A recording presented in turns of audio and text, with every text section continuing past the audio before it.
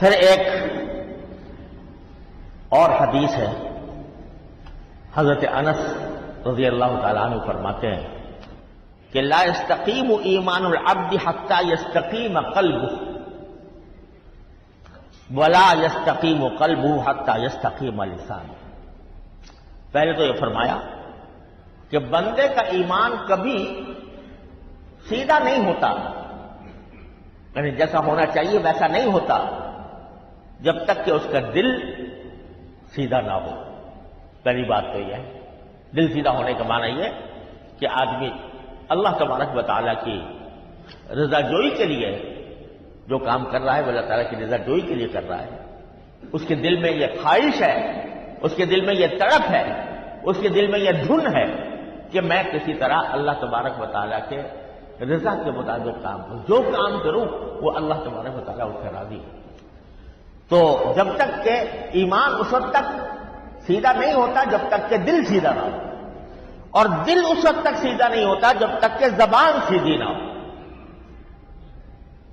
دل اس وقت تک سیدھا نہیں ہوتا جب تک کہ زبان سیدھی نہ ہو۔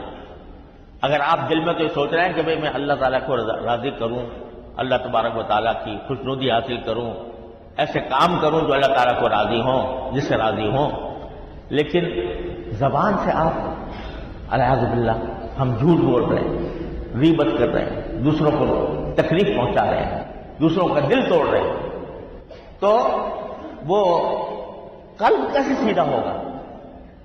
قلب اس وقت سیدھا ہوگا جب آدمی اپنی زبان کو قابو میں رکھ کر نپی تلی بات کرے اور بلا وجہ کی بحثوں میں نہ پڑے، بلا وجہ کی جھگڑوں میں اپنے آپ کو نہ ڈالے۔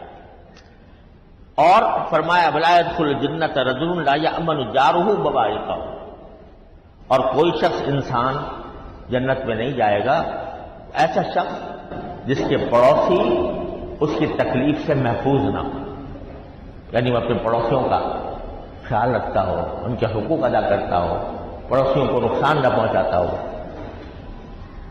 اللہ اکبر۔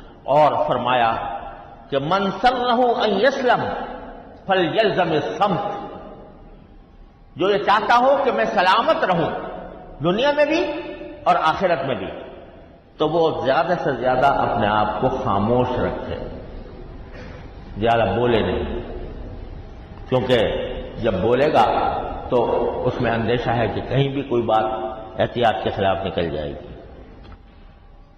ایک اور حدیث میں حضرت رسول کریم صلی اللہ علیہ وسلم کا یہ ارشاد امام غزالی نے نقل کیا ہے کہ جب صبح ہوتی ہے تو انسان کے جتنے اعضاء ہوتے ہیں وہ زبان کو یاد دلاتے ہیں۔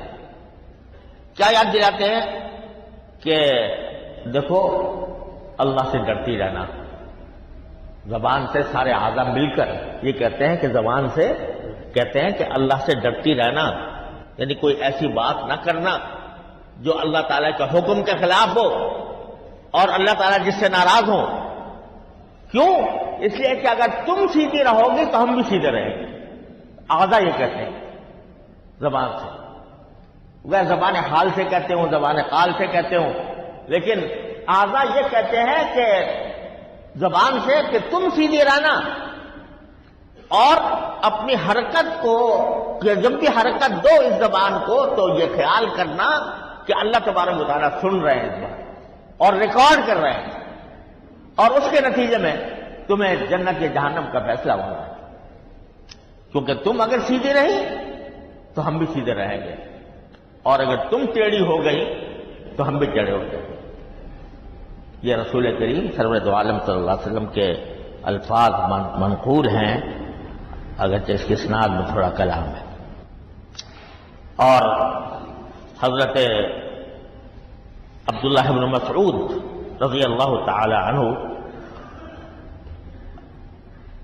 حج یا عمرے کے موقع پر صفا پہاڑی پر چڑھے ہوئے تھے اور وہاں تلبیہ پڑھ رہے تھے، لبیک اللہم لبیک لبیک لا شریک لک لبیک، جو حاجی بھی پڑھتے ہیں اور عمرہ کرنے والے بھی پڑھتے ہیں۔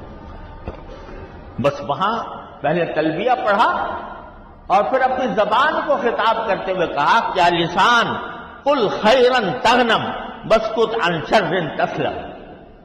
اپنی زبان کو خطاب کرتے ہوئے کہا اے میری زبان، تم جو بات کہو وہ بھلائی کی کہو، اور اگر برائی سے اپنے آپ کو خاموش رکھو تو ہمیشہ سلامت رہو گی قبل اس کے کہ تمہیں پشیمانی ہو. بڑا خوبصورت جملہ بعض حکما سے منقول ہے کہ انہوں نے کہا کہ آدمی کبھی اپنی بات اپنے سکوت سے یعنی خاموش رہنے سے کبھی نادم نہیں ہوتا، لیکن بات سے نادم ہو جاتا ہے. ایک بات جو منہ سے نکل گئی بغیر احتیاط کے نکل گئی، بعض اوقات اس کے اوپر اس کو نادم ہونا پڑتا ہے، شرمندگی اٹھانی پڑتی ہے. کل میں نے یہ کہہ دیا تھا، وہ جھوٹ تھا یا خلاف واقعہ تھا یا ایسی بات تھی کہ جو مجھے کہنی نہیں چاہیے تھی. لیکن اگر آدمی خاموش رہے تو خاموشی میں کوئی ندامت نہیں ہوتی، کوئی ندامت نہیں ہوتی خاموشی میں. بعض نادر مثالیں ہیں جن میں کہ خاموشی پر کبھی ندامت ہو جاتی ہے، لیکن بولنے پر نادم ہونا یہ بکثرت ہوتا ہے.